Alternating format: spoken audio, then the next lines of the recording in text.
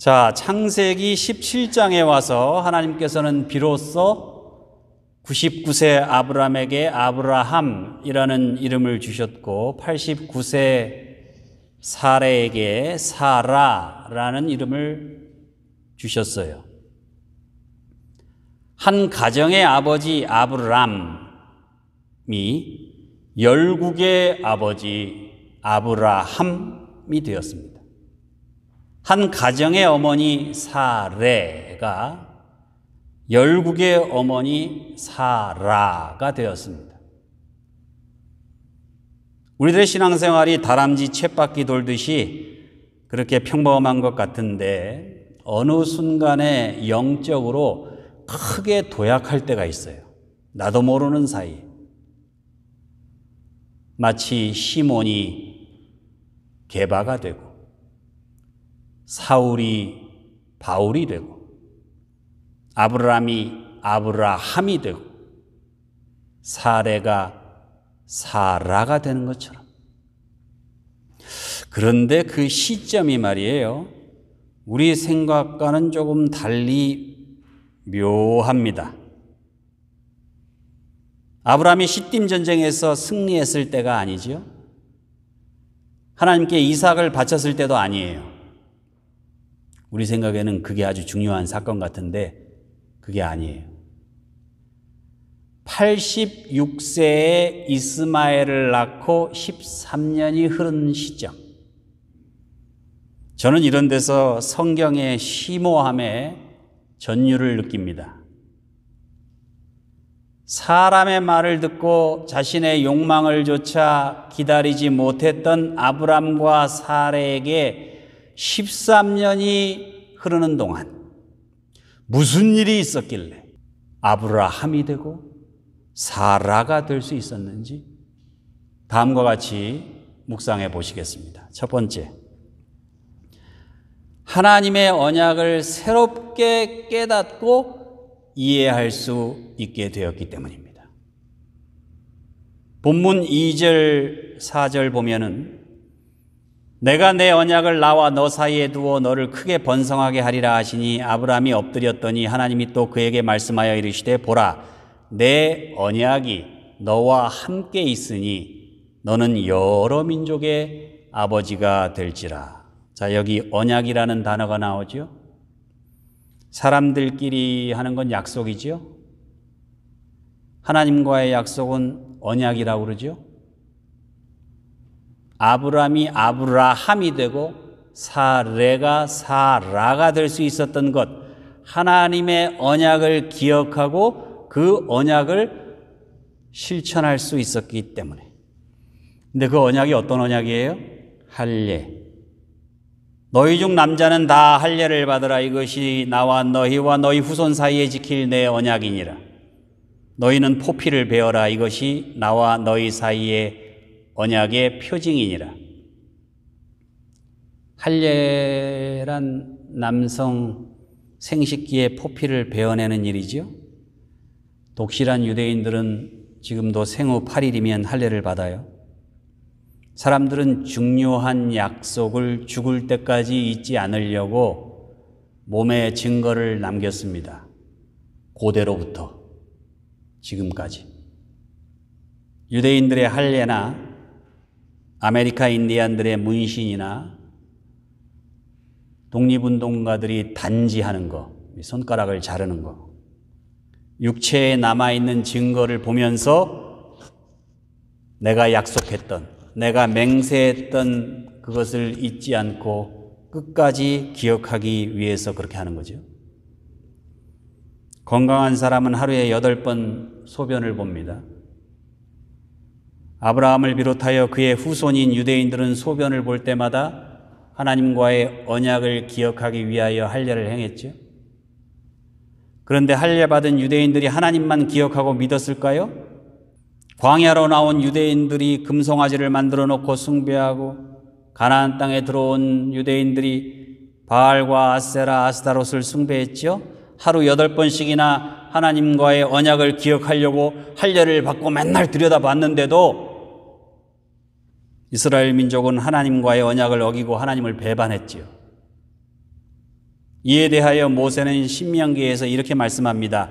내 하나님 여호와께서 내 마음과 내 자손의 마음에 할례를 베푸사 너로 마음을 다하여 뜻을 다하여 내 하나님 여호와를 사랑하게 하사 너로 생명을 얻게 하실 것이며.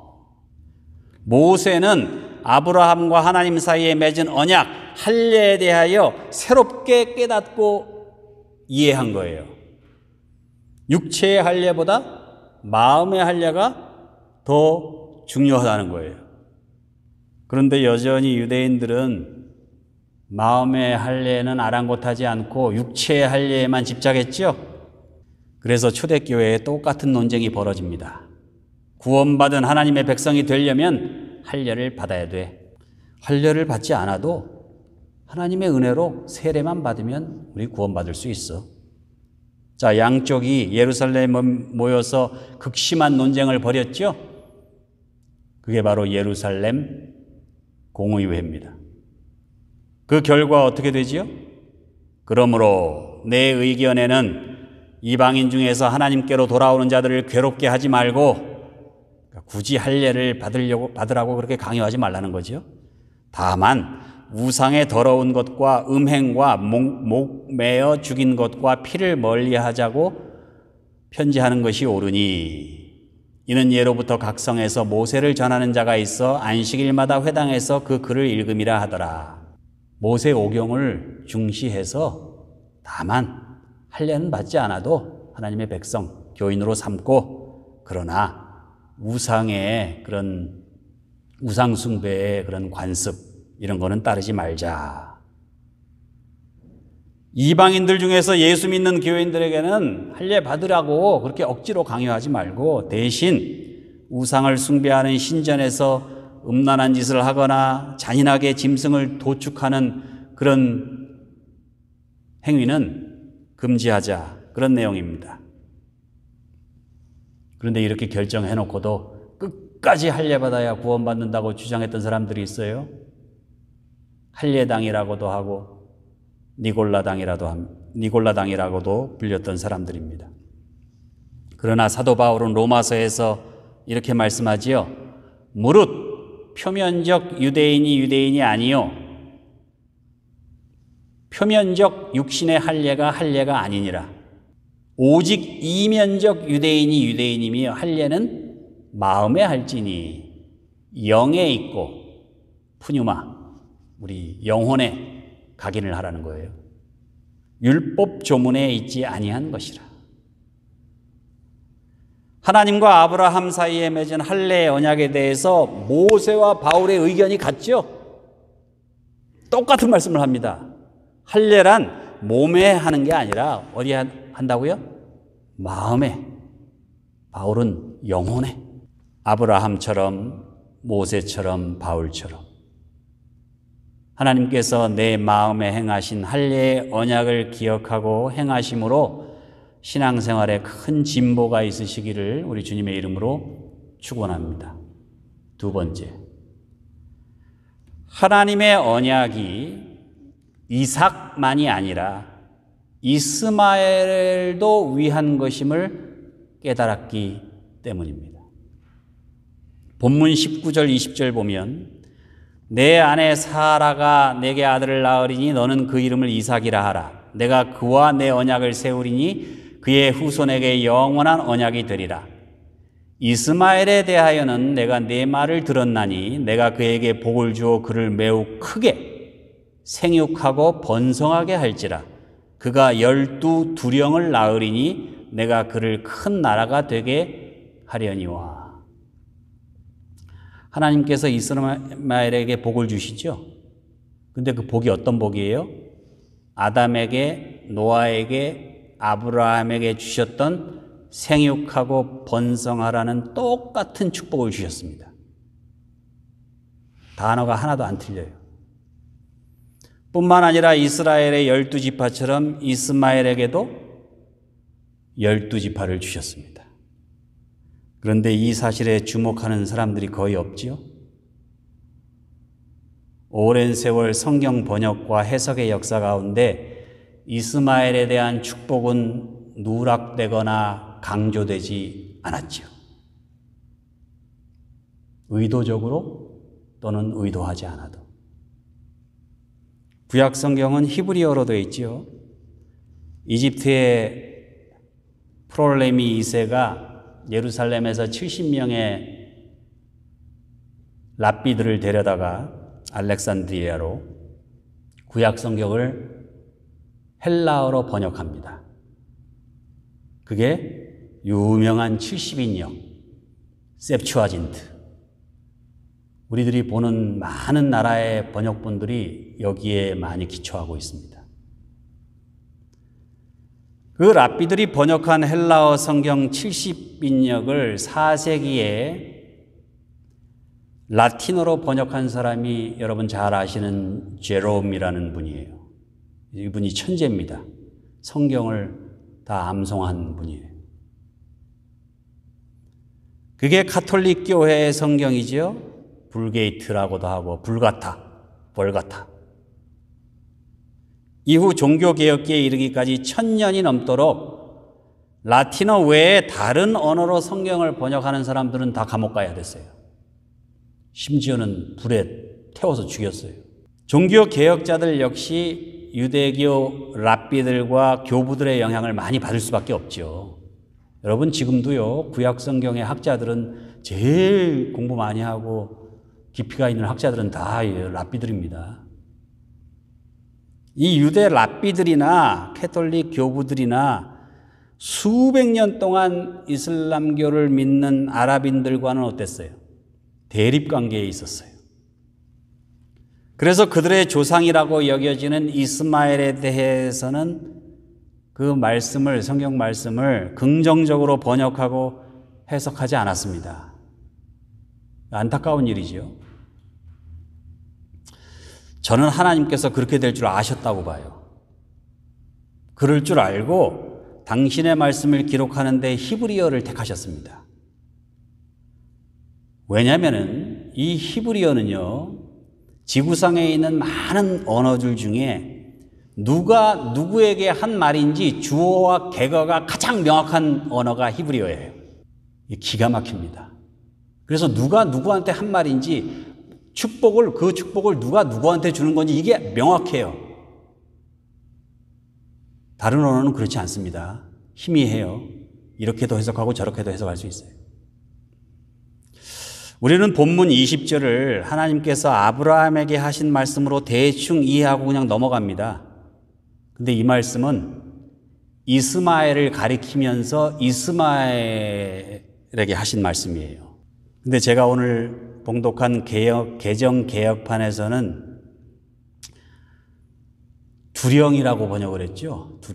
두령이란 말은 언제 씁니까? 여러분 드라마 보실 때 산적 두목들을 지칭하는 좀 부정적인 말이잖아요. 근데 이게 원래 히브리어 원어는요, 왕이나 왕자를 가리키는 말입니다. 근데 한글 개혁판이 차라리 나아요. 거기선 방백이라고. 그나마 방백은 낫잖아요. 저는 이 개정 개혁판, 이 구약 성경 번역하신 분들 어떤 수고 많이 하셨는데, 여러분 이스라엘도 이스마엘도 똑같이 12지파의 조상입니다. 아브라함이 여러 민족의 아버지가 될 것처럼 이스마엘도 여러 민족의 아버지가 될 것이라고 축복하신 거예요. 아브라함이 믿음의 조상으로 큰 나라를 이루게 될 것처럼 이스마엘도 큰 나라를 이루게 될 거라고 약속하고 있잖아요, 본문에.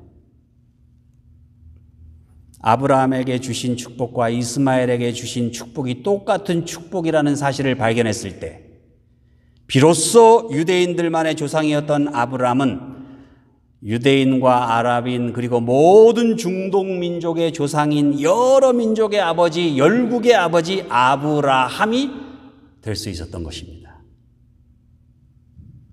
본문 24절 25절 보세요.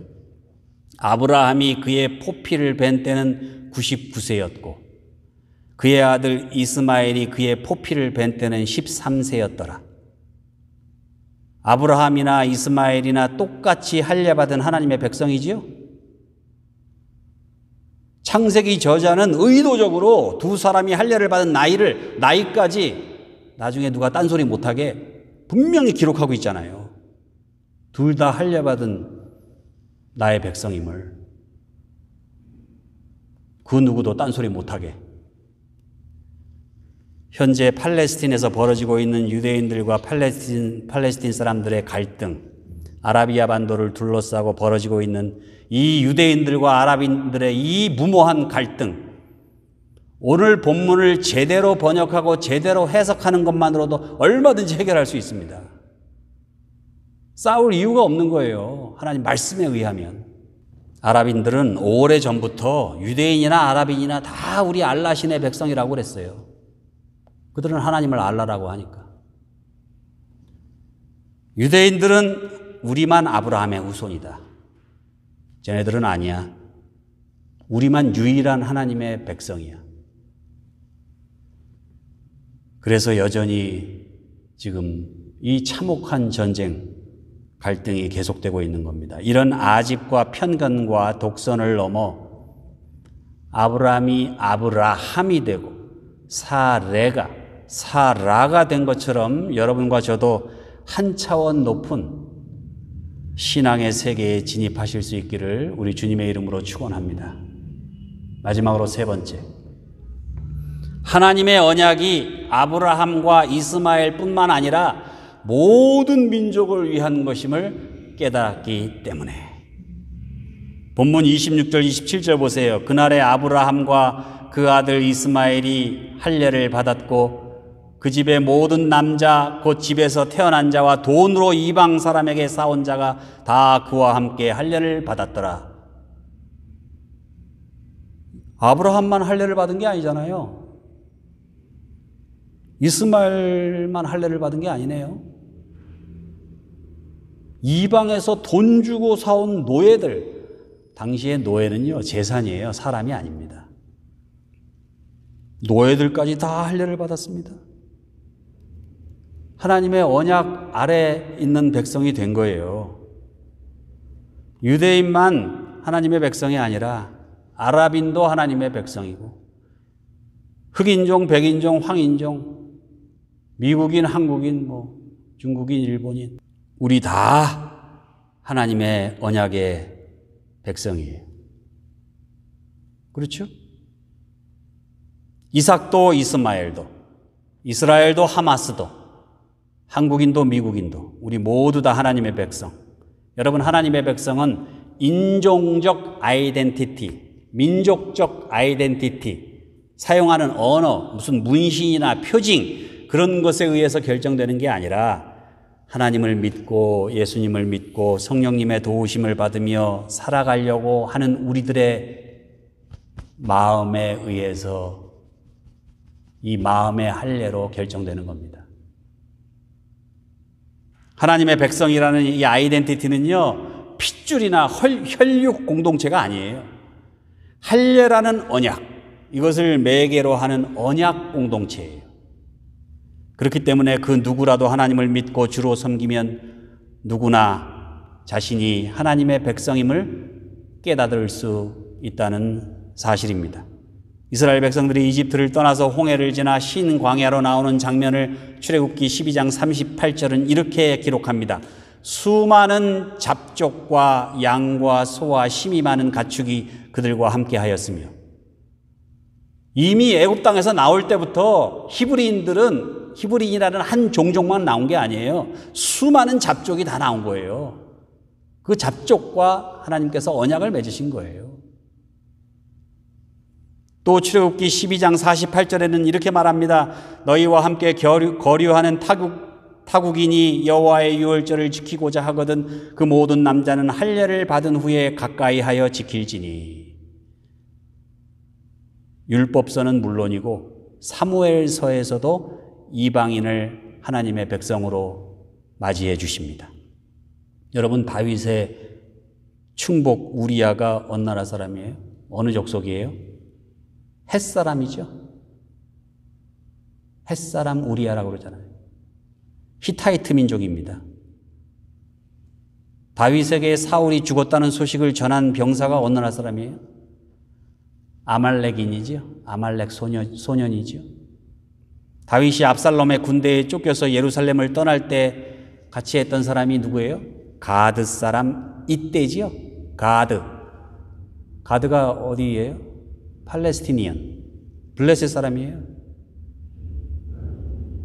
마태복음 1장에 예수님의 족보가 나오죠. 여인이 5명이 나오는데 마리아를 빼고 나머지 4명은 라합, 다말, 룻, 바세바 다 이방인이에요. 복음서는 물론 바울도 로마서 3장 29절에서 이렇게 말씀합니다. 하나님은 다만 유대인의 하나님이시냐? 또한 이방인의 하나님은 아니시냐? 진실로 이방인의 하나님도 되시느니라. 유대인이나 이방인이나 할례자나 무할례자나 하나님 앞에서는 다 은혜로 구원받고 믿음으로 의롭게 될 뿐입니다. 창조주 하나님께서 우리 인간과 맺은 언약을 기억하고 지키실 수 있기를 바랍니다. 아브라함도 이삭도 이스마엘도 하나님의 백성입니다. 아브라함, 이삭, 이스마엘은 물론 모든 인류가 다 하나님의 백성입니다.